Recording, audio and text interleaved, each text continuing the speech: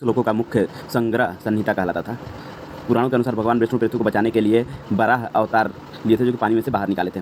चंद्रगुप्त मौर्य ने कौटिल्य की सहायता से मगध पर नंद वंश को उखाड़ फेंक कर मौर्य वंश की स्थापना की थी। प्राचीन शहर चंपा की राजधानी अंग थी।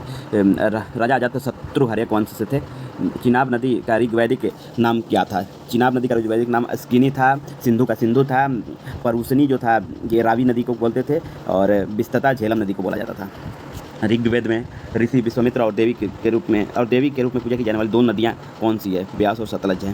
प्राचीन भारत का पहला साम्राज्य कौन सा था जिसने अपने युद्ध के बड़े पैमाने पर हाथियों का? मगध साम्राज्य था, जिसने हाथी का युद्ध किया। सामवेद को भारत के संगीत कला का प्रसिद्ध स्रोत माना जाता है। निम्नलिखित में से किसने गृद्धकूट में सबसे ज़्यादा उपदेश महात्मा गौतम बुद्ध ने दिया था? निम्नलिखित में से कौन 16 जनपदों में से एक नहीं है? कौशल है, अंग है, कुरु है, कामरूप नहीं है। अथर्ववेद 10 खंडों में 20 खंडों में का संग्रह है। निम्नलिखित में से कौन सा वेदों में सबसे पुराना? तो ऋग्वेद है। निम्नलिखित में से कौन सा वेद संगीत से संबंधित है? संगीत से सामवेद संबंधित है। महाजनपदों के राजाओं ने किलों को इस प्रकार बनाया जिससे उनकी सुरक्षा हो सके।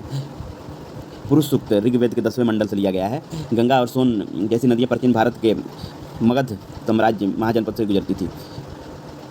बुद्ध काल में वजी महाजनपद की राजधानी कहाँ थी? वैशाली थी। वजी महाजनपद की राजधानी वैशाली थी। मौर्य वंश ने डैश के साथ नंद के बाद मौर्य वंश से आए थे। निम्नलिखित में से किस नदी का उल्लेख वैदिक साहित्य में विस्तता के रूप में किया गया है? विस्तता झेलम नदी को कहा गया है, और ब्यास को विपाशा कहा गया है। चिनाब को अस्किनी नाम था, और रावी का नाम परूसनी था।